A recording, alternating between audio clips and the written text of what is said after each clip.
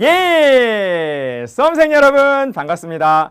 한국사능력 검정시험 벌써 13강이네요. 오, 여러분 축하드립니다. 지난 강의까지 남북국을 우리가 마쳤고요. 네, 이번 강의부터는 고려. 드디어 벌써부터 고려네요.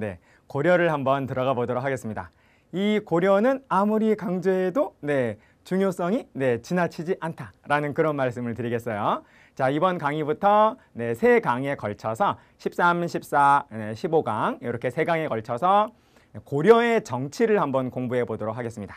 자, 그럼 여러분, 자, 오늘은 첫 번째 강인 제 13강을 한번 해보도록 하겠어요. 자, 여러분 시작할까요?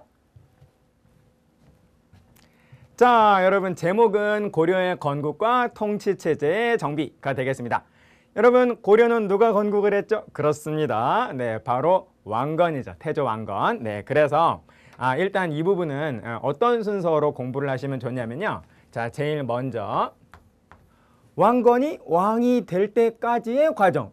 그러니까 고려의 건국 과정. 궁예 부하로 시작을 해서 왕건이 결국 궁예를 몰아내고 왕이 되면서 고려를 건국할 때까지의 바로 그 과정. 자, 그 다음에 여러분 고려가 건국이 됐어요. 건국이 된 그 상태에서도 고려의 남쪽에는 후백제도 있고 신라도 있었다라는 겁니다. 그렇기 때문에 후삼국을 통일하는 과정이 그 다음 이야기가 된다라는 거예요. 그래서 건국이 된 고려가 후삼국을 통일하는 과정을 또 우리가 간단히 공부를 좀 하고요. 그 다음에는 우리가 뭐를 공부를 해야 되냐면 후삼국을 통일해서 본격적인 고려시대가 시작이 되었는데 아직 고려의 그 기틀이 닦이는 데에는 어느 정도 시간이 걸린다라는 겁니다. 그래서 고려의 초기의 군주들이 고려의 그 초반부에 기반을 닦는 그런 어떤 과정이 있어요. 그래서 그 다음에 고려태조 왕건부터 시작해서 고려의 초기 군주들이 바로 고려라고 하는 나라의 기반을 닦는 초기 군주들의 활동을 우리가 그 다음에 공부를 합니다. 그래서 대체적으로 태조 왕건 그리고 광종 그리고 성종을 이렇게 세 사람의 군주를 중심으로 해서 공부를 하게 된다라는 거예요. 여기까지 공부를 하게 되면 이제 통치 체제가 이제 거의 왕비가 되니까요. 그 다음에 통치 체제가 어느 정도 이제 자리를 잡은 안정이 된 그 다음에 우리가 공부할 거는 바로 그 안정된 통치 체제를 고려의 통치 체제를 공부를 하도록 하겠습니다. 자, 이렇게 해서 네 개의 내용을 우리가 순서대로 공부를 한번 해보도록 하겠어요. 어느 부분에서도 한 문제씩 나올 가능성이 있으니까 여러분 신경 써서 봐주시기를 당부를 드리겠습니다. 네, 좋아요. 자, 그럼 여러분 순서대로 자, 제일 먼저 고려가 건국되는 과정, 여러분 드라마에서도 많이 보셨고 잘 아시리라고 생각이 되는데 한 번만 더 점검을 해보도록 하겠습니다. 자, 여러분 보세요. 여러분, 궁예가 건국한 나라 이름이 뭐죠? 그렇습니다. 후고구려죠. 당시에는 고구려인데 역사가들이 그냥 후자를 붙인 것뿐이죠. 그리고 궁예의 부하인 왕건의 전폭적인 지원을 받으면서 바로 궁예는 왕건의 근거지인 송악을 중심으로 해서 송악을 도읍으로 삼아서 후고구려를 건국을 합니다. 그런데 궁예는 그 다음에 904년에 나라 이름을 마진으로 바꿔요. 마진으로 나라 이름을 바꾸면서 송악이라고 하는 수도를 다른 곳으로 천도를 하려는 그런 어떤 움직임을 보입니다. 그래서 그 다음 해에는 905년에는 수도를 철원으로 옮긴다라는 것이죠. 그런데 궁예는 911년에 나라 이름을 또 한 번 바꿉니다. 그래서 마진에서 태봉으로 바꿔요. 그래서 궁예는 나라 이름은 태봉이고 그리고 수도는 철원일 때 바로 여기에서 죽었습니다. 여러분, 누가 궁예를 죽였죠? 왕건이 죽이죠. 왕건이 궁예를 몰아내고 바로 자기가 왕이 된 다음에 그 다음에 나라 이름을 고려로 바꾸면서 왕건의 근거지, 왕건의 힘의 근원인 송악으로 수도를 다시 옮기게 된다라는 것이에요. 그래서 고려의 건국은 918년 그리고 송악 천도는 1년 후인 919년이 되는데요. 굳이 여러분 연도는 모르셔도 전혀 상관이 없다라는 거예요. 자, 그래서 왕건은 이와 같은 과정을 통해서 바로 고려라고 한 나라를 건국을 했고 수도는 바로 송악으로 네, 이렇게 정리가 되었다라는 겁니다. 송악은 지금의 개성이고요. 고려시대에는 개경이라고 불렀죠. 개경. 자, 이렇게 해서 고려는 탄생을 했는데 아직까지 고려 남쪽에는 후백제 그리고 신라라고 하는 두 개의 나라가 여전히 있었죠. 그래서 그 다음부터는 후삼국, 네, 후삼국을 통일하는 그러한 과정으로 나아가게 된다라는 겁니다. 자, 그래서 여러분, 자, 우리 지도를 한번 보시면서 저의 설명을 한번 들어보도록 하세요. 자, 이쪽으로, 네, 지도가 이쪽에 그려져 있습니다. 자, 지도를 보시면, 자, 여러분 아시다시피, 네, 통일신라의 이 영역은 어디서부터 어디냐면은, 자, 잘 보세요. 자, 이 위에 있는 강이 청천강이고, 이 아래에 있는 강이 대동강입니다. 대동강. 자, 그리고 자, 여기 이렇게 슉 들어간대. 네, 여기가 바로 원산이라는 거예요. 원산. 네, 그래서 통일신라의 영토는 이 대동강부터 시작해서 대동강에서 원산만으로 끝나는 제가 지금 그리고 있는 이 노란 선. 이 노란 선이 바로 통일신라의 영역이 된다라는 거예요. 자, 이 상태에서 후삼국이 이 아래쪽에 있는 거죠. 원래 이 한강 유역은 후고구려였는데 제가 방금 설명드린 여러 가지 그 과정을 통해서 결국 뭐가 됩니까? 네, 한강 유역은 바로 고려 땅이 되고, 네, 그리고 네, 원래 백제 땅은 견훤이 건국한 후백제가 여기 있는 거죠. 그리고 신라, 네, 통일신라 일대에는 영토가 넓었는데 이제는 국력이 약해져가지고 네, 이렇게 네, 약화된 신라, 네, 이러한 상태가 된다라는 겁니다. 자, 이러한 상태에서 네, 바로 고려 후백제 신라가 바로 한반도의 주도권을 놓고 경쟁을 하게 되는데요. 우선 이 신라는 국력이 많이 약해져가지고 한반도의 주도권은 고려 대 후백제, 후백제 대 고려의 경쟁이었다라고 볼 수 있습니다. 그래서 크게 두 번 싸워요. 이 후삼국 통일의 과정에서 아주 크게 두 번 싸우는데 한 번씩 승리를 나눠 가집니다. 자, 제일 먼저 연도는 여러분 굳이 모르셔도 상관이 없습니다. 927년에 한 번, 그리고 3년 후인 930년에 한 번 하게 된다라는 거예요. 927년에는 무슨 전투냐면은 요거 공산 전투라고 합니다. 대구예요. 네, 대구 팔공산이죠. 공산 전투에서 후백제하고 그리고 고려가 전투를 벌였는데 여기에서는 후백제가 승리합니다. 후백제가 승리를 거둔다라는 거예요. 네, 그래서 고려의 왕건은 이때 네, 아주 크게 패배를 하면서 하마터면 자기 자신도 죽을 뻔합니다. 그래서 목숨을 간신히 건지게 된다라는 거예요. 네, 그래서 이때는 후백제가 참 좋았는데 그 다음번에는 고려가 복수를 합니다. 그래서 다음번 네, 전투는 고창전투라고 해요. 고창전투.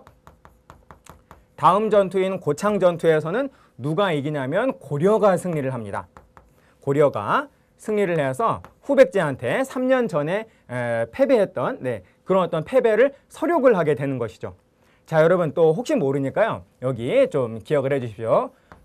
공산은 지금 대구의 팔공산을 말하는 것이고요. 그리고 고창은 전북 고창이 아니고요. 여기는 안동입니다. 안동, 경북 안동. 네. 자, 그래서 이 고창 전투에서 고려가 후백제에게 크게 승리를 거둔 다음부터는 이 후삼국의 경쟁에서 고려가 주도권을 장악하게 된다는 겁니다. 그러자 바로 신라는 고려에게 5년 후에 고려한테 항복을 하게 된다는 거예요. 네, 그래서 935년에는 신라가 고려에게 투항을 하게 되면서 바로 신라라고 한 나라가 없어지게 된다는 겁니다. 자, 그래서 고려 영토가 돼버리는 거죠. 그래서 결국 고려하고 후백제가 한반도의 주도권을 놓고 1년 후인 936년에 결정적인 전투를 한번 벌이게 되는데 그 한반도의 주도권을 놓은 그 운명의 전투에서 고려가 승리하게 된다는 거죠. 그래서 여러분 936년에 바로 고려가 후백제를 멸망시킵니다. 네, 1~2천 전투라고 하는데 그 전투의 이름까지는 여러분 모르셔도 상관이 없겠어요. 네, 후백제가 936년에 고려와 싸우다가 멸망을 하면서 바로 이것으로 인해서 결국 고려가 후삼국을 936년이 되면 완전히 통일을 하게 된다라는 것이죠. 자, 그래서 어떻게 되냐면 바로 이렇게 된다라는 겁니다. 그래서 본격적인 고려시대는 후삼국 통일 이후부터다라고 해도 뭐 결코 과언이 아니다라는 거예요. 자, 그래서 고려시대가 바로 이때부터 본격적으로 시작이 됐는데 아직 고려라고 하는 국가가 기반이 완전히 닦인 안정화된 상태는 아니었다라는 겁니다. 그래서 태조 왕건부터 시작해서 그 초반부에 고려 초반부의 군주들이 국가를 안정화시키는 기틀을 닦는 그러한 작업들을 아주 열심히 하게 된다라는 거예요. 주요한 군주는 태조 왕건과 그리고 광종 그리고 성종 이렇게 세 명의 군주가 주요하고요. 그 외에 다른 군주들도 같이 보도록 하시겠습니다. 자, 그럼 여러분 우리 슬라이드 쪽으로 가서 자 하나씩 제가 설명을 드릴게요. 자, 태조 왕건입니다. 태조 왕건 혼인 정책. 여러분 태조 왕건은 누구의 도움을 받아서 건국을 하냐면 여러 호족들과 연합을 하고 여러 호족들의 도움을 받아서 바로 호족들의 추대를 받아서 고려라고 하는 나라를 건국하고 또 후삼국을 통일을 했잖아요. 그래서 각 지역마다 굉장히 쟁쟁한 힘센 호족들이 있는데 그들을 최대한 내 편으로 끌어들이는 그런 어떤 작업이 정말로 필요했다라는 겁니다. 그래서 태조 왕건이 그 호족과 바로 친구가 될 수 있는 가장 아주 한 번에 바로 친구가 될 수 있는 방법은 그 호족의 딸과 왕건 자신이 결혼을 해가지고 자기가 호족의 사위가 되고 그리고 그 호족은 자신의 장인이 되는 이런 어떤 정략 결혼 정책을 취했다라는 거예요. 그렇게 해서 그 호족을 자기 편으로 끌어들여서 바로 고려라고 한 나라를 건국할 수가 있었던 겁니다. 그래서 당시 거의 대부분의 호족들의 딸과 태조 왕건은 한 번씩 다 결혼을 해요. 그래서 태조 왕건은 공식적인 부인만 29명이다라는 겁니다. 자, 이러한 혼인 정책을 통해서 호족들을 자기 편으로 끌어들이는 그러한 어떤 정책을 취했다라고 한다라는 것이죠. 그게 바로 태조 왕건이 되겠고요. 자, 그 다음에 역분전. 자, 요거는 무슨 소리냐면요. 역은 역할 또는 기여도 이런 뜻입니다. 여러분 여러 호족들이 각자 후삼국 통일에 각자 기여도를 가지겠죠. 큰 공을 세운 사람도 있고 그보다는 조금 작은 공을 세운 사람도 있고 저마다 다 다를 겁니다. 그래서 각자의 기여도에 따라서 태조 왕건은 호족들한테 상으로 수조지를 분배하게 된다라는 겁니다. 그 수조지의 이름이 뭐다 여러분? 기여도에 따라서 분배한 토지다라고 해서 그것을 바로 역분전이라고 표현을 해준다라는 거예요. 여러분 이해되시죠? 자, 그 다음 사심관과 기인제도라고 하는 것도 좀 기억을 해주셔야 되는데요. 역시 호족과 관련된 제도가 되겠습니다. 사심관은 이런 뜻이에요. 자, 사심관. 자, 사는 일을 맡는다. 이런 뜻이고요. 그리고 심은 심사한다 라는 뜻이에요. 어떤 호족이 이제 고려 건국하고 그 다음에 후삼국 통일하는데 아주 큰 공을 세워가지고 이제 고려의 수도인 개경에서 왕건, 태조 왕건의 신하로서 개경에서 머물러서 국가를 이제 통치를 합니다. 국가를 운영을 하는데 자기 출신 지역이 있잖아요. 자기 출신 지역. 모든 호족들은 다 사는 곳은 개경이라 할지라도 현재 사는 곳은 개경이라 할지라도 그 사람은 다 자신의 힘의 근원, 어떤 근거지를 가지고 있다라는 겁니다.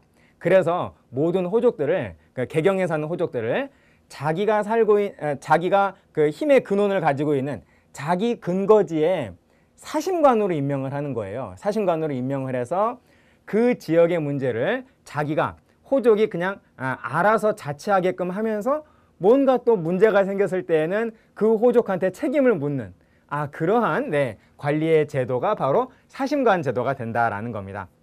그래서 웬만한 거는 그 호족이 자기 지역 문제는 알아서 해결하게 하니까 이 사심관 제도라고 하는 것은 호족을 우대하는 정책이죠.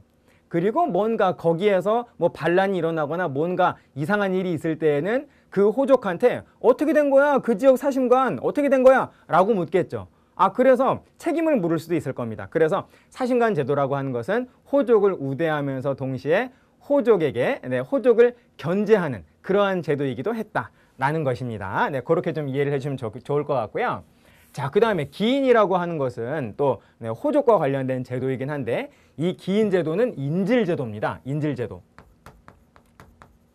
호족이 만약에 지방에 머물러 있다라고 한다면 그 호족의 지방에 머무르고 있는 호족의 자손을 자식을 개경에 강제로 살게 하는 거예요. 그 개경에 강제로 사는 자식을 바로 기인이라고 합니다. 그래서 이 자식이 이 아들이 바로 인질이 되어 가지고 그 지역의 호족이 반란을 일으키지 못하도록 강제하는 만드는 예방하는 그런 어떤 하나의 제도가 바로 기인 제도가 된다라는 거예요. 그 지역의 호족이 반란을 일으키려면 개경에 살고 있는 자기 아들을 포기해야 되잖아요. 그렇기 때문에 개경에 있는 자기 아들 때문에 반란을 못 일으키게 되는 그런 어떤 예방 차원에서의 인질 제도가 바로 기인 제도다라는 것입니다. 그런데 여러분, 이러한 인질 제도가 우리 한국 사회에서 처음인가요? 아니죠. 통일신라 시대에도 있었습니다. 통일신라 시대의 인질 제도는 뭐였죠? 상수리 제도였죠. 상수리 제도. 그래서 이 고려의 기인 제도는 통일신라의 상수리 제도를 계승한 인질 제도다라고 여러분 생각을 해주시면 아주 좋겠습니다. 이해 되시죠? 자, 그 다음. 이 태조 왕건에 제가 지금 슬라이드로 보여드리고 있는 이 내용들은 일단 이해를 하셔야 돼요. 이해를 하시면서 그게 어떠한 용어인지를 여러분들이 정확하게 정리를 하시고, 그리고 무엇보다도 이것들이 막 섞여가지고 다른 왕들의 업적과 섞여가지고 나왔을 때에도 여러분들이 얘들을 태조 왕건의 업적으로 이렇게 골라내실 수 있어야 한다라는 겁니다. 그래서 각각의 군주의 활동들이 정말 여러 개가 나오는데 그 군주의 활동들이 하나하나가 어느 군주랑 관련된 것인지를 여러분들이 구별하신다면 아주 훌륭한 시험에 대한 대비가 된다라는 것입니다. 자, 지금 제가 보여드리고 있는 것은 전부 다 어느 왕이라고요? 그렇습니다. 태조 왕건이라는 거죠. 그게 최고로 중요한 거예요. 네. 흑창. 자, 요거는 뭐냐면요. 창고입니다. 창고. 창고인데 검은 창고라고 하는 그런 의미를 가지는데요. 빈민을 돕는, 정말 그 배고파서 먹을 게 없는 가난한 백성들한테 곡식을 빌려주고, 그리고 가을철에 추수가 끝나면 그 빌려줬던 곡식을 돌려받는, 빈민을 구제하는 복지정책, 그 제도가 바로, 그곳이 바로 흑창이고요. 그러한 제도가 바로 흑창제도가 되겠습니다. 이러한 복지정책은 태조 왕건이 최초가 아니죠. 고구려의 2세기, 고국천왕의 진대법이 현재 기록상으로는 최초고요. 그 다음이 바로 태조 왕건의 흑창이 되겠습니다. 그리고 이러한 빈민 구제 제도인 흑창은 성종 때, 고려 성종 때 의창으로 계승이 된다라는 거를 기억을 좀 해주십시오. 태조 왕건의 흑창은 성종 때 가면 뭐로 바뀐다고요? 의창으로 바뀐다라는 것입니다. 자, 좋아요. 그리고 태조는 죽을 때 훈요 10조라고 하는 유언을 남기죠. 그래서 이 훈요 10조의 내용대로 국가를 통치하려는 그런 어떤 노력들을 후대의 군주들은 하게 된다라는 거요. 그걸 좀 기억을 해주시고, 자, 그 다음에 태조 왕건은 북진 정책을 취했습니다. 그래서 여러분, 고려가 나라 이름이 왜 고려죠?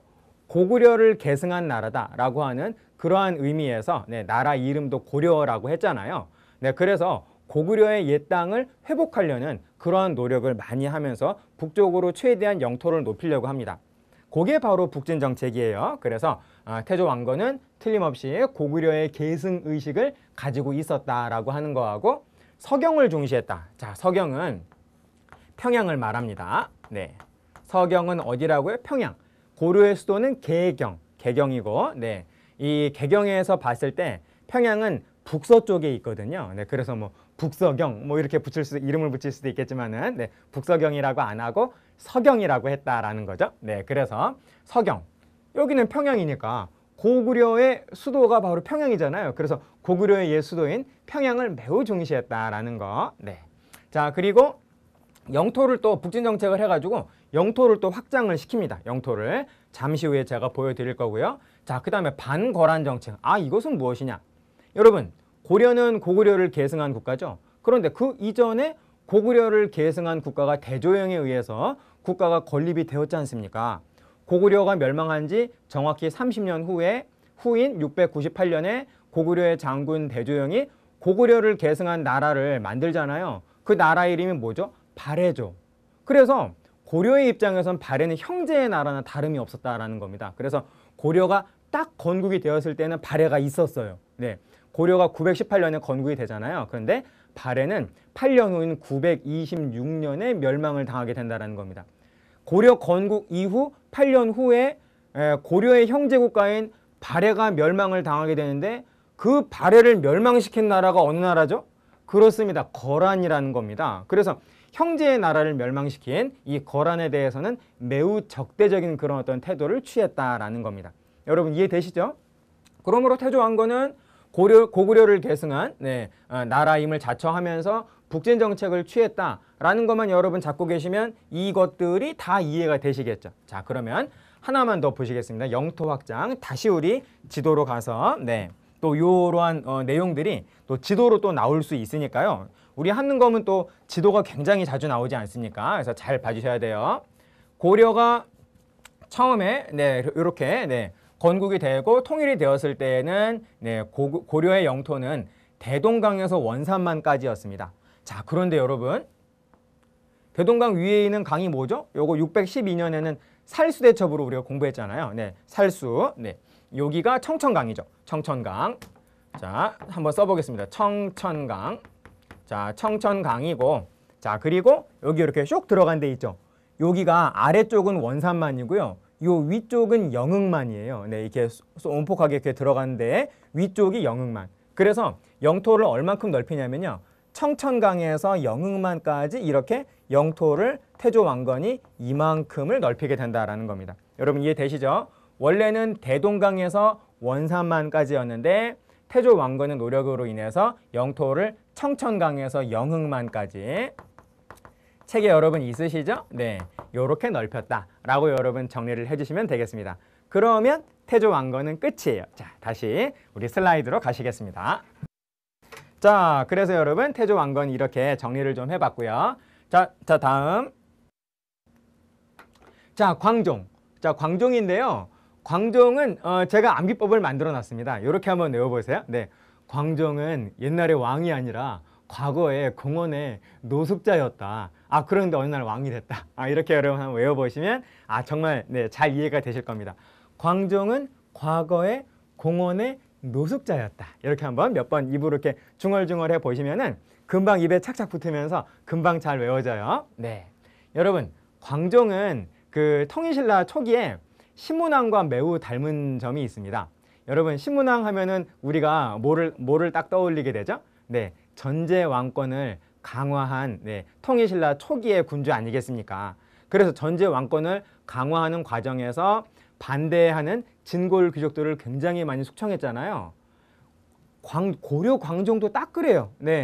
고려가 딱 건국을 했을 때에는 태조 왕건이 호족의 도움을 받아서 고려라고 하는 나라를 건국을 하고 그 다음에 후삼국을 통일을 했지만 이제 전쟁이 없어진 다음부터는 이러한 호족들이 이제는 골치가 아프다라는 거예요. 호족의 힘이 세면 왕권 강화가 안 되면서 자연스럽게 자연히 중앙 집권이 잘 안 되면서 국가가 잘 안 되겠죠.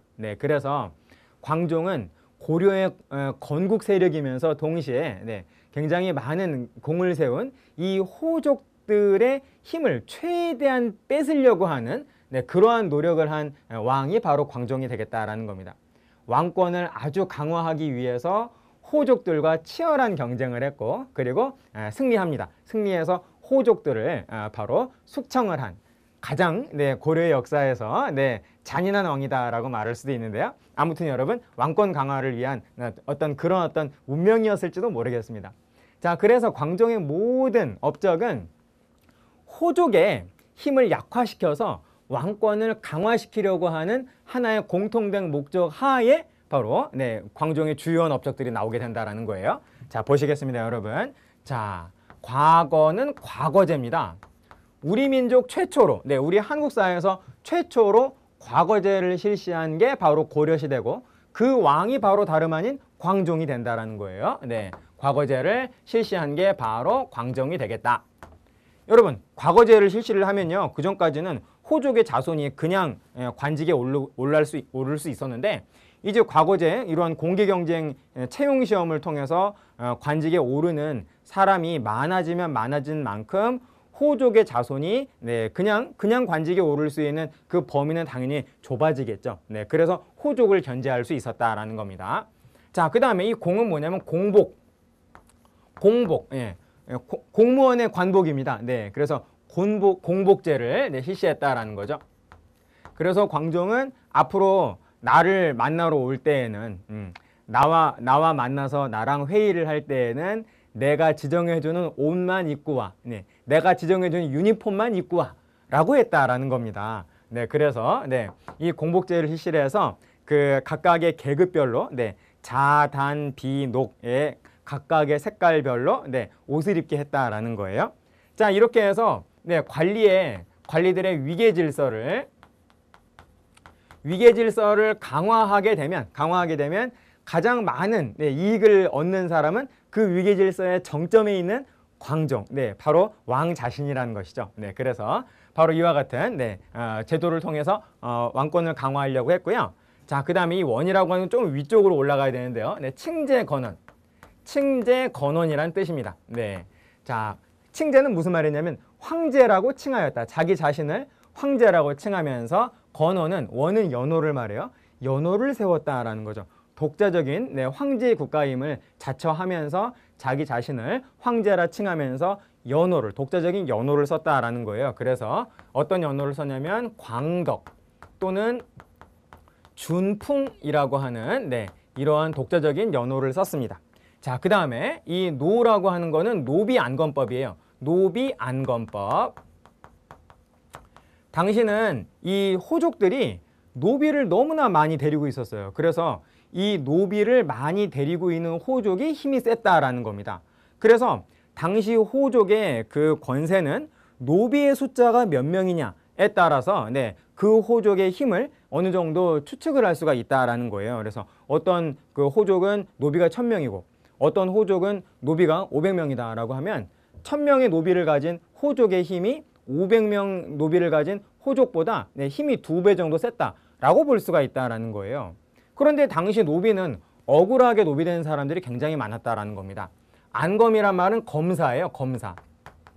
노비를 한 사람 한 사람 검사해가지고 그 노비가 네, 정말 억울하게 그 노비가 된 사람이 있다라고 한다면 그 사람을 다시 네, 노비에서 해방시켜서 평민으로 만들어주는 그러한 제도가 바로 노비안검법이 되겠습니다. 당시에는 억울하게 노비된 사람들이 한 절반 정도 됐대요. 네, 그래서 그 노비들을 전부 다 풀어주니까 호족이 보유하고 있는 노비의 숫자가 굉장히 많이 줄겠죠. 노비의 숫자가 주는 만큼 호족의 세력도 약화시킬 수 있었을 겁니다. 자, 그래서 이 노비안검법 역시 바로 광종이 실시한 호족의 세력 약화 제도 가운데 하나였다라는 거죠. 그리고 당연히 이런 어떤 제도를 실시를 하니까 당연히 호족들은 반발을 하겠죠. 그래서 반발하는 호족들을 굉장히 많이 숙청을 합니다. 요렇게 여러분, 네, 광종은 정리를 해주시면 오케이가 되겠다라는 거예요. 좋습니다. 자, 그러면 자, 이번에는 자, 그 다음 네, 경종으로 한번 가보겠습니다. 광종의 아들인데요. 전식과라고 하는 게 있는데 이 전식과는 뭐냐면요. 자, 이렇습니다. 수조지, 우리가 이미 공부한 수조지가 있는데 이 수조지는 처음으로 삼국시대에 등장한 게 시급과 노급이다 그랬었어요. 그런데 이 시급과 노급 이후에 이제 신문왕에 의해서 관료전이라고 하는 수조지가 나오고 그리고 이제 고려시대가 되는데 네, 고려시대의 기본적인 수조지는 다 무슨 전으로 끝납니다. 관리한테 등급에 따라서 이 관은 등급이란 뜻이에요. 등급에 따라서 나눠주는 수조지를 바로 과전이라고 하고요. 그리고 군인, 하급 군인의 경우 네, 하급 군인한테 나눠주는 수조지는 군인전이라고 합니다. 그리고 고려는 불교국가니까요. 네, 사원한테도 네, 수조지를 나눠줬다라는 거예요. 그래서 네, 사원한테도 나눠주는 수조지는 뭐라고 하냐, 사원전이라고 했다라는 거죠. 그래서 이러한 네, 전으로 끝나는 수조지가 굉장히 많이 있었습니다. 그래서 모든 수조지는 전으로 끝나서 얘를 전지라고 하고요. 농경지란 뜻이에요. 그리고 이 전지하고 세트로 옆에 야산, 네, 뗄나무를 얻을 수 있는 야산을 한꺼번에 네, 세트로 줬다라는 거예요. 뗄나무를 얻을 수 있는 땅은 뭐라고 하냐면 뗄나무 시자를 써서 네, 장작을 얻을 수 있는 그 땅을 바로 뭐라고 표현을 하냐면 시지라고 했다라는 겁니다. 그래서 고려시대에는 네, 수조지를 이 전지를 줄 때 전지와 시지를 세트 개념으로 줬기 때문에 고려시대의 가장 대표적인 토지 제도를 뭐라고 표현을 하느냐? 전시과라고 표현을 해준다라는 거예요. 그 전시과 제도가 처음으로 등장을 한 게 광종의 아들인 경종 때 처음으로 정해졌다라고 해서 시정, 시작, 처음으로 정해졌다라고 해서 시정전시과라고 한다라는 겁니다. 그런데 그것이 이후에 한번 개정이 돼요. 그래서 개정전시과라고 부르게 되고 그것이 한 번 더 개정이 되어서 경정전시과라고 부르게 된다라는 겁니다. 그래서 고려의 전시과는 시정, 개정, 경정 이런 식으로 이렇게 발전을 하게 된다라는 거예요. 그래서 이 전시과를 처음으로 내놓은 왕이 바로 경종 때가 되겠다라는 것입니다. 자, 그다음 성종. 성종 때에는 당시 신하였던 최승로의 시무 28조를 최승로가 제출한 보고서예요. 그 시무 28조를 수용을 해가지고 성종이 그 시무 28조대로 국가를 통치하려는 그런 어떤 모습을 보인다라는 겁니다. 시무 28조의 내용 가운데 유교의 정치 이념을 사용을 하자라고 하는 그런 어떤 조항이 있어요. 당시 고려는 불교 국가였습니다. 그래서 정치, 경제, 사회, 문화가 모두 불교식으로 그냥 다 진행이 됐다라는 거예요. 그런데 최승로가 말하길 불교도 좋지만 정치를 함에 있어서는 국가를 통치함에 있어서는 충과 효를 강조하는 유교가 훨씬 낫다. 통치만큼은 국가 통치만큼은 유교식으로 하자라고 하는 그러한 제의를 하게 된다라는 겁니다. 건의를 해요. 그래서 그거를 받아들여서 유교의 정치 이념을 확립하게 된다라고 이해할 수가 있겠습니다. 자, 그 다음에 성종 때 중앙정치가 마련이 돼요. 이거는 우리가 지난 시간에 공부를 했었죠. 당나라의 삼성육부 제도를 요거를 수용을 해가지고 고려 역시 수용을 했는데 이것을 고려의 사정에 맞게 변형시켜서 썼다라는 거죠. 당나라의 중서성과 문화성을 합쳐서 고려는 뭐라고 했다? 중서문화성이라고 했다라는 겁니다.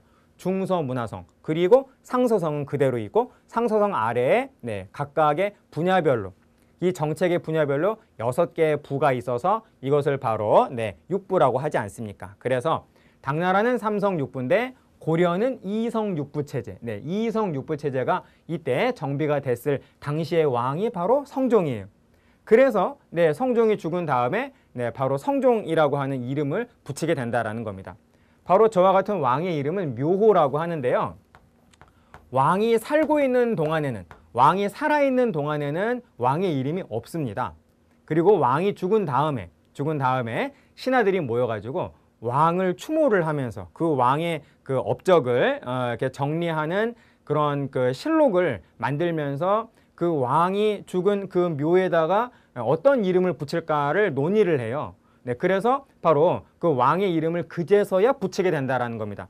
묘에 바로 붙이는 이름이다라고 칭호다라고 해서 이거를 바로 묘호라고 한다라는 거죠. 그래서 저와 같은 뭐 성종, 광종과 같은 이러한 묘호는 그 왕의 업적을 한마디로 그 종합적으로 한 글자로 딱 표현을 하는 그 왕의 재위 기간에 대한 왕에 대한 일종의 그 성적표, 이런 어떤 그 평가서라고 하는 그런 어떤 의미를 가진다라는 거예요. 그런데 저 성종은 성자가 무슨 성자냐면 이룰 성자입니다. 뭔가 이뤘다라는 거죠. 뭔가 이뤄냈다라는 거예요. 도대체 뭘 이뤄내느냐? 중앙정치가 가장 중요하지 않겠습니까? 국가를 통치하는 그 중앙정치를 바로 완성시킨 왕이다라고 해서 바로 이룰 성자에 성종이라고 하는 묘호를 붙였다라는 겁니다. 성종이 죽은 다음에 조선도 성종이 있어요. 똑같습니다. 조선 성종 때에도 중앙정치가 거의 대부분 완성이 되어서 바로 성종이 죽은 다음에 바로 그 성종의 이름을 성종이라고 하는 묘호로 붙이게 된다라는 것이죠. 그래서 바로 이와 같은 중앙정치를 정비한 왕이 바로 성종이 되겠고, 그리고 지방행정, 지방행정까지 완성이 된 건 그 다음에 현종 때가 됩니다. 현종 때가 되는데요. 아무튼 지방행정에 대한 그 첫 출발은 성종부터가 시작이에요. 이 목이라고 하는 것은 일종의 광역시라고 보시면 되겠어요.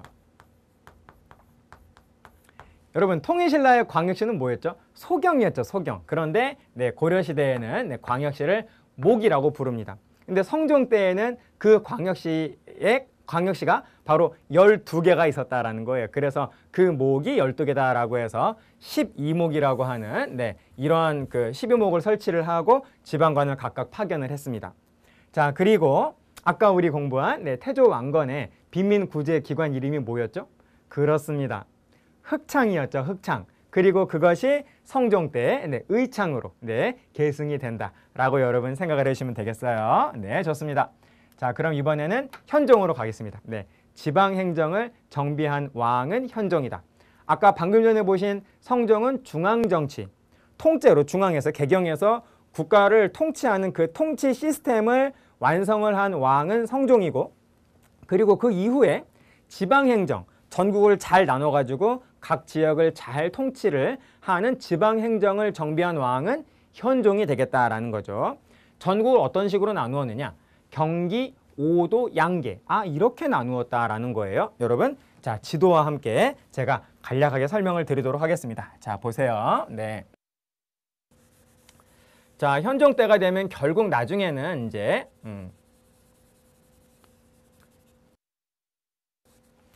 자, 현종 때가 되면 결국에는 영토가 한 요 정도가 되거든요. 네. 자, 일단은 한 요 정도다. 고려의 영토가 이 정도로 넓어졌다라고 좀 생각을 해주시면 좋을 것 같습니다. 자, 일단 경기라고 하는 그러한 지역이 있는데요. 여러분 보십시오. 이 강화도가 있고 이 강화도의 오른쪽 아래가 지금의 서울이죠. 네, 서울인데 고려의 수도는 서울이 아니라 어디죠? 강화도 바로 위에 있는 개경입니다. 개경. 여기가 바로 개경이라는 거죠. 이 개경의 근처를 뭐라고 하느냐? 경기라고 한다라는 거예요. 개경, 수도를 말하는 것이고 이 경은 수도를 말하는 거고 기는 근처라는 그런 의미를 가집니다. 그래서 개경의 근처에 해당하는 한 이 정도의 땅을 바로 뭐라고 부르냐면 경기, 이 지역을 경기라고 불렀다라는 거예요. 자, 그 다음에 자, 양계 보이시죠, 여러분? 양계. 양계는 무슨 말이냐면 이거는 그 외적을 막는 군사지역이었습니다. 외적을 막는 군사지역으로서 두 개의 계가 있어서 양계라고 한다라는 거예요. 그래서 북쪽에 큰 거 하나, 북쪽에 이렇게 큰 거 하나. 요게 뭐냐면 거란을 막는 북계였습니다. 북계. 네. 그리고 요 해안 지역도 지켜야 되잖아요. 그래서 그 북계 옆에서 이렇게 쭉 내려가서 동해안을 따라서 아주 길게 내려가는 자, 요 동쪽에 있는 계를 뭐라고 하냐면 동계라고 했다라는 것이죠. 동계. 그래서 왼쪽에 북계, 북쪽에 북계, 그리고 동쪽에 동계. 이렇게 해서 이 두 개의 계를 양계라고 하는데 이 양계는 군사지역이었습니다. 군사지역이었고 이 각각의 계 속에 진이라고 하는 진이라고 하는 군사기지를 이렇게 둬가지고 계 속에 진이라고 하는 군사기지를 중심으로 해서 외적 방어를 했다라는 거죠. 자, 그래서 양계가 이렇게 위쪽에 있고 양계의 보호를 받는 이 아래쪽에 일반 행정구역으로서 5개의 도가 있었다라는 거예요. 5개의 도.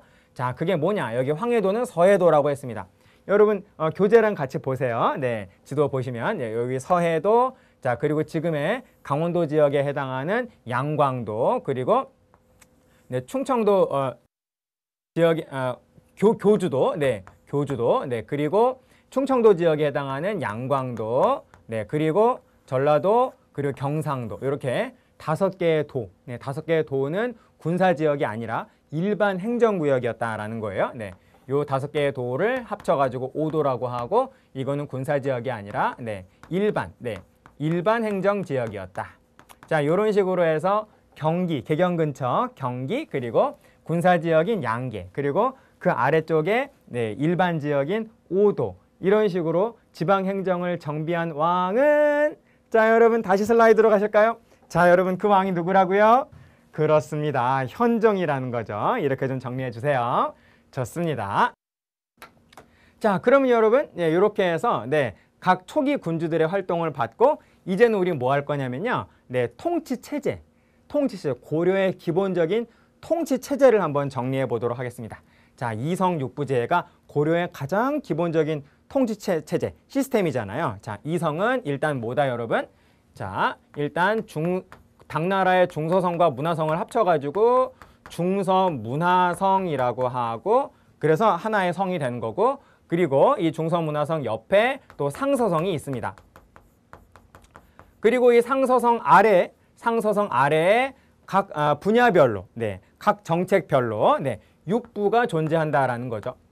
요거 우리 공부했었죠? 2호의 병영공에서 2부, 호부, 예부, 병부, 형부, 공부라고 하는 6개의 부서가 이제 전문 분야별로 이렇게 있었습니다. 자, 그래서 중서문화성에서 정책을 수립해가지고 이제 심의를 해서 괜찮겠다 싶어서 이제 그 정책을 상서성으로 넘기면 상서성은 그 정책을 실천을 합니다. 실천을 하는데 각각의 주제에 따라서 그 정책의 분야에 따라서 각 부서로 이렇게 나눠져서 그 부서가 실제로 정책을 추진하게 했다라는 거예요. 이해되시죠, 여러분? 그래서 이게 가장 기본적인 고려의 정치 시스템인 이성육부제가 된다라는 겁니다. 그런데 뭘 좀 더 아셔야 되냐면 이 중서문화성의 구성원들이에요. 구성원들. 이 중서문화성은 높은 신하는 제신이라고 하고요. 그리고 그보다 낮은 신하를 낭사라고 했다라는 겁니다. 제신은 2품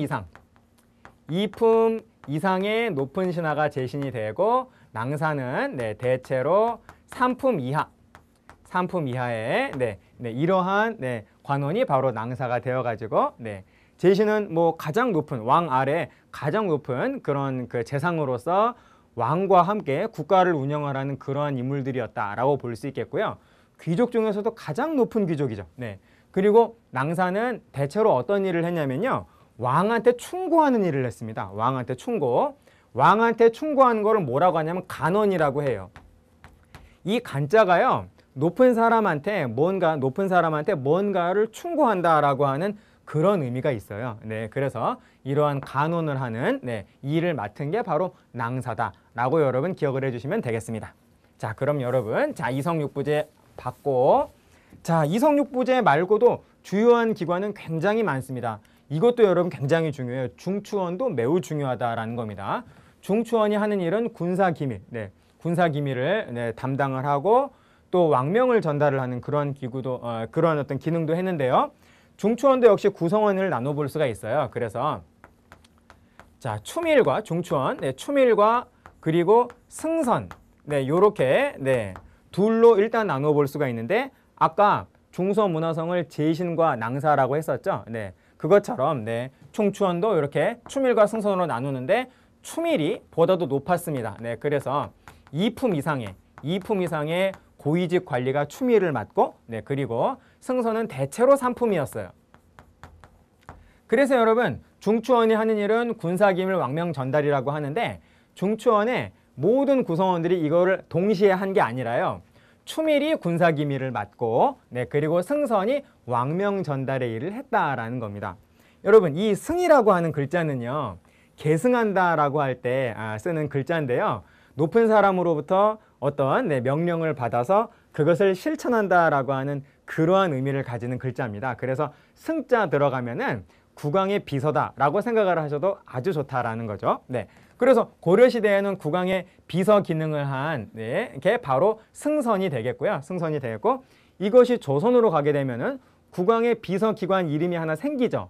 국왕의 비서기관인 조선의 기구는 승정원이 되는 거죠. 승정원. 그래서 승자 들어가면 왕명 전달을 하는 왕의 비서라고 하는 그런 어떤 기능이 있구나 라고 생각을 해주시면 되겠습니다. 이해되셨죠, 여러분? 중추원도 이성 못지않게 중요하다라는 거. 그 다음 3사라고 하는 기구가 있는데요, 조선에도 3사가 있거든요. 그래서 이거 되게 헷갈립니다. 우선 고려의 3사를 먼저 말씀을 드리면, 일단 고려의 3사는 하나의 기구예요. 하나의 기구. 하나의 기구인데 이름이 3사입니다. 3사. 그리고 이들이 하는 일은 뭐냐면 화폐, 또 곡식. 경제적으로 굉장히 중요한 것들이겠죠. 화폐와 곡식의 출납을 맡아서 해요. 화폐와 곡식이 들어오고 그리고 나가는 거를 담당을 하고요. 그리고 들어오고 나갈 때 그냥 들어왔어, 됐어, 나가, 다시 나가, 그러면 안 되겠죠, 여러분. 당연히 기록을 해야겠죠. 그래서 화폐와 곡식의 출납을 맡으면서 동시에 당연히 기록도 한다. 출납, 거기에다가 회계의 업무까지 하는 경제 관련 부서의 이름이 바로 3사였다라는 겁니다. 그런데 이것이 조선으로 가게 되면 조선의 3사는 완전히 다르다라는 거예요. 비교, 이건 비교하시는 내용이 되겠습니다. 조선의 3사는 일단 하나가 아니라 고려의 3사는 하나의 기구인데 조선의 3사는 세 개의 기구를 합쳐가지고 3사라고 한다는 거죠. 그 세 개의 기구는 무엇이냐? 사헌부, 사간원, 그리고 홍문관. 굉장히 중요한 기구입니다. 그래서 고려의 3사와 비교했을 때에는 조선의 3사의 중요성이 훨씬 더, 중요성과 위상이 훨씬 더 높아진다라고 볼 수가 있다라는 거예요. 자, 이 세 개를 합쳐서 3사라고 하는데 조선은 사헌부는 여러분 보십시오. 이 헌은 헌법할 때 헌자거든요. 법 헌자예요. 법을 맡아서 법을 담당하는 기구가 바로 사헌부가 되겠습니다. 이게 무슨 소리냐면요. 관리가 법대로 일을 하는지 안 하는지, 즉 감시를 하는 기구가 바로 사헌부라는 거예요. 그래서 관리 감찰하는 기구가 바로 사헌부가 되겠습니다.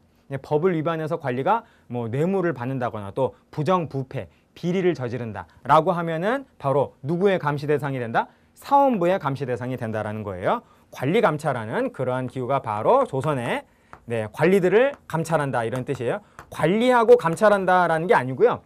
관리의 행위를 감찰한다라고 하는 그런 의미가 되겠습니다. 자, 그 다음에 사간원. 아까 설명드린 바로 그 간자예요. 왕한테 충고한다. 이걸 뭐라고 한다고요? 간원, 간쟁을 맡아서 하는 그런 기구를 바로 사간원이라고 합니다. 그러니까 충고하는 일을 한다라는 거예요. 그래서 왕이 제일 싫어하는 기구였겠죠. 전하 그러면서 뭐 하지 마십시오. 그러면 이제 왕이 물러가라. 그러면 이제 목숨 걸고 또 계속 얘기를 하는 거죠. 간으로 끝나는 것이 아니라 계속 논쟁을 한다라는 거, 버티면서 계속 버티면서 왕하고 자기 말을 들을 때까지 계속 목숨 걸고 싸우는 일을 하는 사람들이 바로 사간원이었다라는 거예요. 고려시대에는 낭사가 바로 그 일을 했고, 그래서 고려의 낭사, 중서문화성의 제신과 낭사 가운데에서 낭사가 바로 나중에 뭐가 되냐면 조선시대로 가면 사간원이라고 하는 하나의 기구로 정착이 된다라는 겁니다. 자, 그 다음에 홍문관은 요거 자문기관이에요. 왕이 모든 분야에 대해서 전문가는 아니잖아요. 그래서 왕이 어떤 한 분야에 대해서 잘 모를 때, 왕이 뭐 물어봤을 때, 그럼 그 분야에 대한 전문가가 바로 대답을 해주는, 질의응답을 해주는 그러한 자문기구가 바로 홍문관이었다라는 겁니다. 자, 이렇게 여러분, 우리 예습도 좀 했네요. 자, 그래서 고려의 3사하고 조선의 3사를 결코 혼동하지 마시라라고 하는 그런 말씀을 드리겠습니다. 자, 그 다음에 여러분 어사대. 여러분 우리 방금 전에 조선의 관리를 감찰하는 기구 이름이 뭐라 그랬었죠? 네, 그렇죠. 사헌부라 그랬었죠. 그런데 고려시대에는 뭐라고 하냐면 어사대라고 한다라는 겁니다. 여러분 한번 정리해 보도록 하겠어요. 관리를 그 관리의 행위를 감찰하고 또 풍기를 단속을 하는 어떤 누군가가 이상한 소리 하는지 안 하는지 그런 어떤 유교 원리에 벗어난 어떤 그 언행을 하는 사람은 없는지 그런 거를 단속하는 그런 기구가 어느 시대에나 관리의 어떤 비리를 조사하고 또 부정부패를 막는 그런 기구는 어느 시대, 어느 나라에나 다 있었다라는 거예요. 자, 우선 제일 먼저 우리가 공부한 거 통일신라의 관리감찰기구 뭐였죠? 그렇습니다, 여러분. 사정부가 있었죠. 이거는 중앙에 있었고, 그리고 사정부가 지방의 문제를 감시하기 위해서 사정부의 관리가 지방으로 파견되면 지방으로 파견된 사정부 관리를 우리 뭐라고 한다고요? 외사정이라고 한다라는 겁니다. 그러니까 중앙에는 사정부, 그리고 지방에는 외사정이 있는 거죠. 자, 그리고 우리 발해도 공부했어요. 발해 관리감찰기구는 중정대. 자, 그리고 고려의 관리감찰기구는 바로 지금 우리가 보고 있는 어사대. 어사대가 되시겠다. 다음에 조선은 우리가 이미 예습한 법을 맡는다라고 하는 그런 의미를 가지는 사헌부가 되겠죠. 자, 이렇게 같은 주제는 한꺼번에 묶어가지고 공부하시면 그냥 최고입니다. 그리고 현재 우리 대한민국도 훌륭한 국가니까요. 당연히 이런 어떤 기구가 있겠죠. 현재 우리 대한민국은 그게 기구 이름이 뭐냐? 감사원이라는 겁니다. 감사원. 네, 이렇게 좀 정리를 좀 해주세요. 좋습니다, 여러분. 자, 그러면 지우고, 네. 자, 지우고, 네, 조금만 더 보겠습니다. 네, 대간이라고 하는 기구가 또 있었다라는 거예요. 이거는 아까 중서문화성의 구성원과 그리고 중추원의 구성원을 한꺼번에 네, 다시 한번 네, 보여드리면서 설명을 드리는 게 낫겠습니다. 자, 여러분 보세요. 자, 중서문화성은 아까 구성원이 어땠죠? 자, 기억을 한번 더듬어 보겠습니다. 이품 이상의 관리를 우리 뭐라고 하죠? 그렇습니다. 제신이라고 하고, 자, 그리고 대체로 네, 왕한테 간쟁을 하는, 간언을 하는 3품 이하의 관리를 우리는 낭사라고 했었죠. 자, 그 다음 중추원. 자, 중추원은 역시 2품 이상의 관리를 뭐라고 했냐? 군사 기밀을 담당하는 추밀이라고 하는 그런 어떤 관직이 있었고, 네, 그리고 왕명을 전달을 하는 승선이 있었죠. 승선이 있었죠. 3품에. 자, 그럼 대간이란 무엇이냐? 우리 방금 전에 슬라이드가 뭐였죠, 여러분? 그렇죠. 관리 감찰하는 고려의 기구였었죠. 그 고려 기구 이름이 뭡니까? 그렇죠, 여러분. 어사대라는 겁니다. 자, 대간은 무엇이냐? 중서문화성의 낭사와 어사대를 합쳐가지고 대간이라고 한다라는 거예요. 네, 그래서 낭사와 어사대를 합쳐서 또 하나의 기구로서 이렇게 기능을 했는데 이 낭사와 어사대를 합친 대간이 주로 하는 일은 뭐냐? 서경, 간쟁, 봉박이라는 겁니다.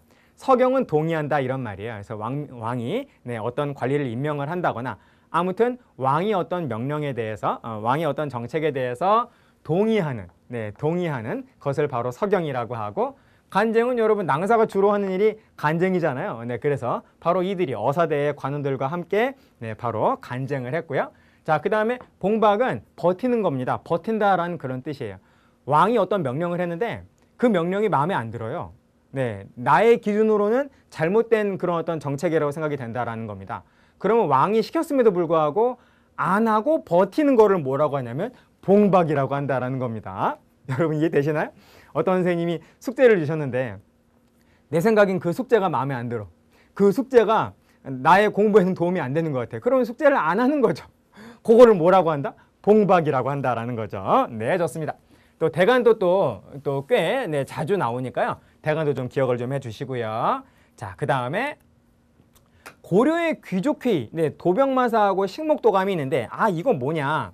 여러분 이 중서문화성과 중추원의 가장 높은 귀족들이 뭐죠? 바로 제신과 추밀이잖아요. 그래서 이 제신과 추밀이 모여가지고 네, 고려의 국정을 논의하는 귀족회의를 가졌다라는 겁니다. 이들이 모여서 귀족회의를 했는데 여러분 그 귀족회의가 바로 다름 아닌 도병마사하고 식목도감이라고 하는 두 개의 회의였다라는 거예요. 네, 여러분 우리 전에 한번 말씀드린 적이 있습니다. 고려시대까지 우리 한국 사회는 귀족사회다라고 그랬었죠. 네, 그래서 바로 이 귀족회의가 고려시대에도 굉장히 중요합니다. 도병마사는 대체로 군사 문제를 네, 논의를 했고요. 그리고 식목도감은 이 식은 법식이란 뜻이에요. 법식.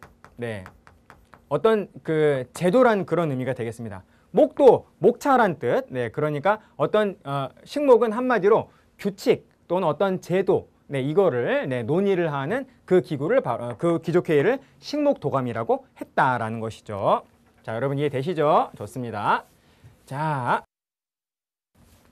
조금만 더 가보도록 하겠어요. 네, 자, 지방행정을 보시면 12목을 설치한 왕이 있고 그리고 그 이후에 경기 5도 양계 지역을 설치한 왕이 있었습니다. 자, 그 왕은 누구죠? 짜자잔. 네, 12목은 성종, 네, 경기 5도 양계 해서 지방행정을 완비한 왕은 현종. 이렇게 여러분 기억을 좀 해주시고요. 자, 그 다음 네, 삼경. 요건 무슨 소리냐면요. 삼경, 고려의 수도는 뭐죠, 여러분? 개경. 그리고 과거 평양, 얘를 뭐라고 하냐면 서경. 그리고 경주, 네, 신라의 수도였던 경주를 우리는 동경, 고려에서는 동경이라고 불렀는데요. 이렇게 개경, 서경, 동경이 고려의 가장 중요한 도시여서 삼경이라고 불렀습니다. 그런데 이 개경, 서경, 동경이 나중에 어떤 식으로 바뀌게 되냐면요. 동경의 중요성이 떨어지고요. 현재의 서울의 중요성이 높아져 가지고 동경이 탈락되고 현재의 서울이 새로 추가가 되어서 새로운 삼경이 되었다라는 겁니다. 현재의 서울은 뭐라고 불렀냐면 일단 개경하고 서경은 무조건 들어가고요. 현재의 서울은 개경 남쪽에 있잖아요. 그래서 현재는 서울인데 고려시대에는 한양을 뭐라고 불렀냐면 남경이라고 불렀다라는 겁니다. 그래서 삼경은 처음에는 개경, 서경, 동경이었는데 점차 시간이 흘러가면서 개경, 서경, 남경으로 바뀌게 된다라고 여러분 이해를 해주시면 되겠어요. 남경이 점점 중요해지게 된다라는 겁니다. 남경, 한양. 자, 그리고 여러분 향부곡은 통일신라 시대에도 있었죠. 특수행정구역. 그런데 고려시대에 소라고 하는 새로운 특수행정구역이 추가가 되어서 고려시대에는 향부곡, 소 이렇게 세 종류가 됩니다. 통일신라 시대까지는 향부곡 이렇게 두 개, 고려시대에는 향부곡, 소 이렇게 세 개가 된다라는 거. 대체로 향과 부곡은 농업에 종사하는 특수행정구역이고요. 그리고 소는 수공업에 종사하는 수공업에 종사하는 특수행정구역이 소가 되겠어요. 그래서 뭐 시옷 이렇게 한번 외워보십시오. 자, 그 다음에 아래쪽을 보시면 주현과 속현이라고 하는 내용이 나오는데요. 이것은 무엇이냐? 고려는 조선만큼 지방행정이 지방통제가 강화된 국가가 아니었어요. 그래서 조선의 경우는 고려 다음에 조선의 경우는 아무리 작은 고을이라 할지라도 아무리 작은 군현이라 할지라도 지방관을 다 파견을 했거든요. 근데 고려는 지방관을 파견하지 못하는 군현이 훨씬 더 많았습니다.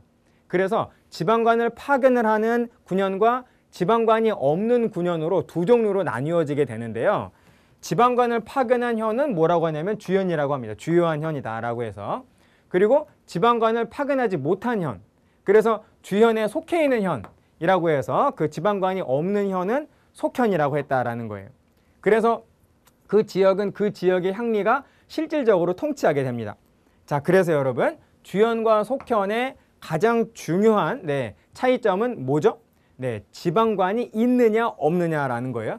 지방관이 있으면 주현, 지방관이 없으면 속현. 이해되시죠? 그런데 조선이 되면 모든 고을에, 모든 군현에 바로 지방관을 파견을 하게 되면서 속현이 없어지게 돼요. 속현이 아예 없어지게 되니까 전부 다 주현이 되니까 그냥 일반 군현이 된다라는 겁니다. 네, 좋아요. 자, 그럼 이렇게 좀 이해를 좀 해주실 수 있겠고, 자, 그 다음 군사 조직을 보시면 중앙군은 2군 6위. 여러분 딱 그 2군이 중앙군이고 6위가 지방군 아닐까라는 그런 생각이 드는데 여러분 절대 아닙니다. 2군과 6위가 모두 중앙군이에요. 모두 중앙군. 자, 여러분 개경이 여기 이렇게 있고요. 요게 개경. 이거 여기에 이제 왕궁이 이렇게 있다. 왕이 사는 궁궐이 있다라고 한다면요. 왕궁을 지키는 군대가 2군이고요. 그리고 6위는 개경을 통째로 지키는 군대가 바로 6위가 되겠습니다. 여러분 이해되시죠? 자, 요 왕궁 지키면 요거는 2군, 개경을 통째로 지키면 요거는 6위. 그런데 그래서 여러분 둘 다 중앙군이고 6위의 군인들 가운데 또 일부는 또 이 국경선이 굉장히 중요하니까요. 변방으로 와서 변방을 지키기도 했습니다. 하지만 중앙군이에요. 그렇습니다. 자, 그 다음에 이 2군과 6위에 가장 높은 장군들, 상장군과 대장군들이 모여가지고 바로 장군들의 회의를 했는데 그 장군들 회의체를 뭐라고 하냐면 중방이라고 했다라는 거예요. 무신정변으로 이 중방의 기능이 굉장히 강화된다라는 겁니다. 지방군은 주진군과 주현군이 있는데 아까 여러분 우리 양계 공부하면서 북계와 동계에는 진이라고 하는 군사기지를 두어가지고 그 진을 중심으로 해서 외적을 막았다 그랬잖아요. 그래서 진에 있으면 주진군이라고 하고요. 그리고 오도에 일반 군현 안에 있으면 주현군이라고 했다라는 겁니다. 여러분 이해되시죠? 네, 좋습니다. 자, 그러면 뭐 거의 다 됐네요. 자, 이번에는 관리등용제를 보시면요. 과거제가 우리 한국 사회에서 처음으로 등장한 게 바로 고려시대고 그게 바로 광종에 의해서 과거제가 도입이 되었다. 그리고 과거제를 도입한 목적은 바로 호족의 힘을 약화시키기 위해서였다라는 걸 우리가 공부했습니다. 그래서 고려시대부터 과거제하고 이제 또 하나의 제도인 음서제가 이렇게 두 종류가 관리 등용의 기본적인 제도가 되는데요. 과거제는 여러분 일단 세 종류로 나눴어요. 그래서 문신을 뽑는 문과, 그리고 기술관을 뽑는 잡과, 그리고 고려는 불교국가이기 때문에 승과도 있었어요. 승려, 승직자. 국가가 인정하는 국가 공인 승려를 뽑는 승과도 있었다라는 겁니다. 자, 그리고 문과는 또 논술 시험인 제술과, 제술과가 있고, 그리고 유교 경전의 그 이해도를 따지는, 유교 경전을 얼만큼 잘 알고 있는가를 물어보는 명경과, 유교 경전에 얼만큼 밝은지를 물어보는 시험인 명경과, 이렇게 두 종류가 있었다라는 겁니다. 과거제는 이렇게 제목만 봤을 때에는 이러한 구조를 가지고 있고, 음서제, 이거는 뭐냐면요, 이거는 시험을 안 보고 그 사람이 귀족 가문에 귀족 출신이라면은 무조건 무시험으로 관직에 올라가는, 관직에 등용이 되는 무시험 제도, 무시험 관리 등용 제도가 바로 음서제가 되겠습니다.